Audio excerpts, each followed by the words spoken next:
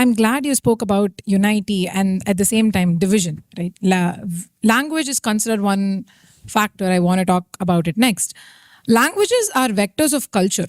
Our hundreds of languages all have common Hindu cultural values, tying it all together. Ma and Amma has a universal appeal.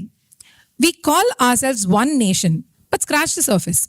And we're still fractured by linguistic identities and a divisive ethnocentric identity. A trend, especially in the southern states, that's been doing the rounds.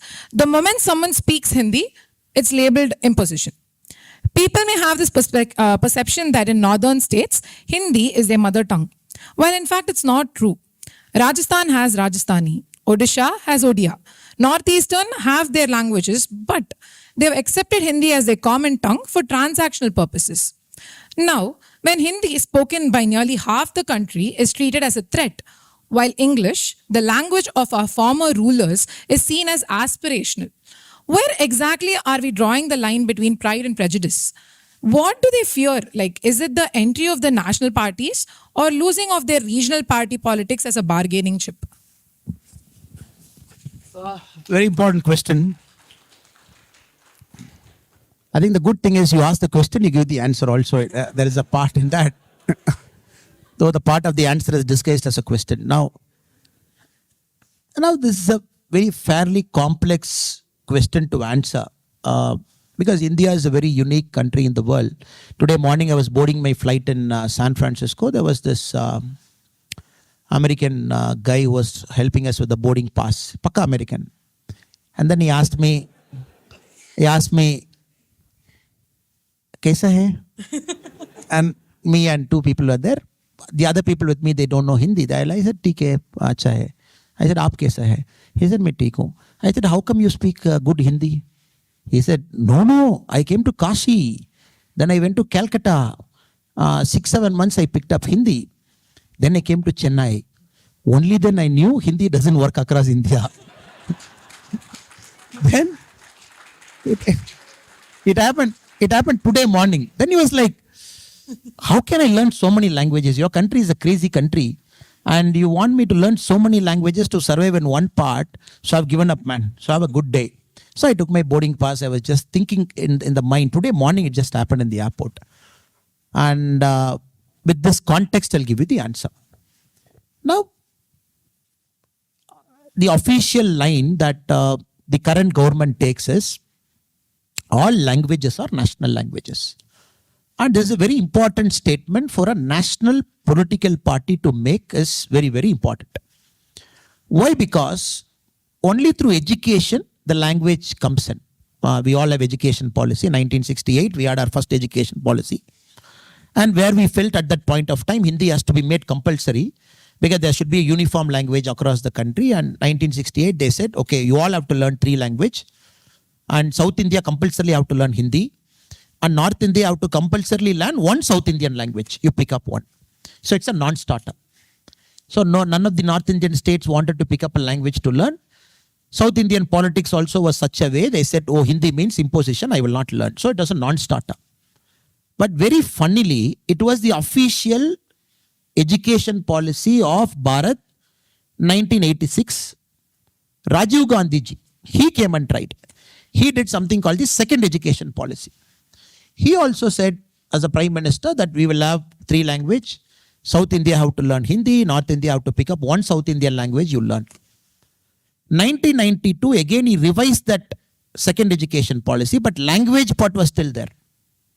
So 2019, the gentleman who passed away a week back, may his soul rest in peace, the former ISRO chairman, Sri Kasturba Ranganji from Karnataka, he was made the head of a committee to draft the new education policy, the so-called third education policy.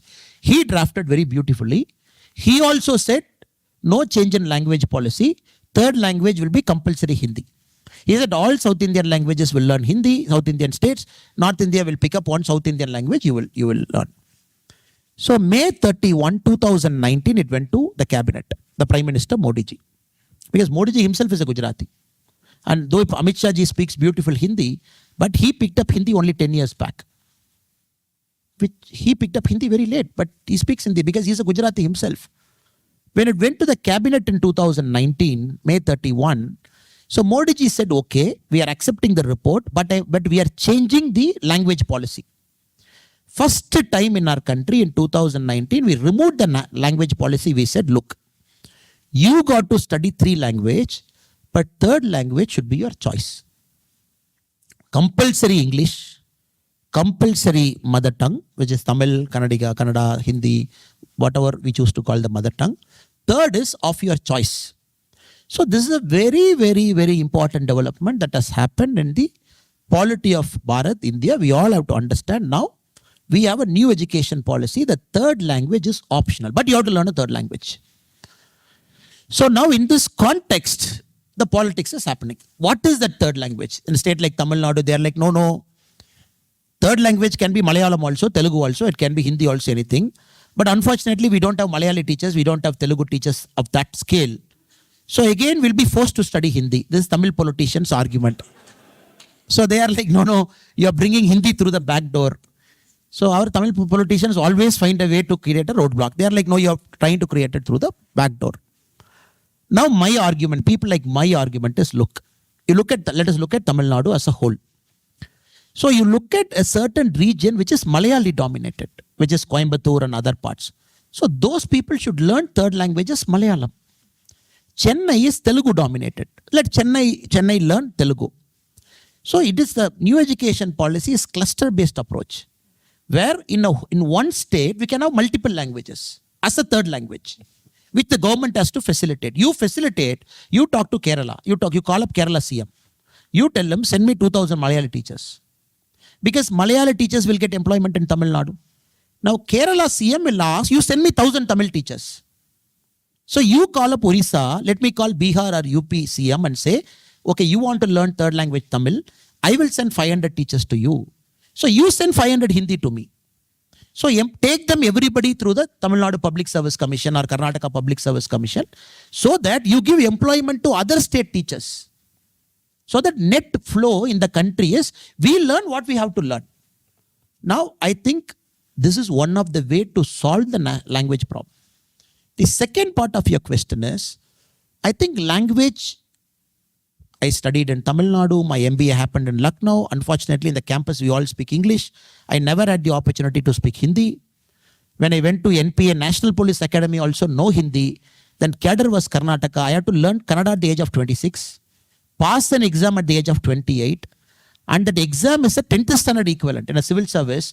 If you don't pass the language of the state, which is a 10th standard equivalent, you will not get your first promotion. I have to pass Kannada at 28.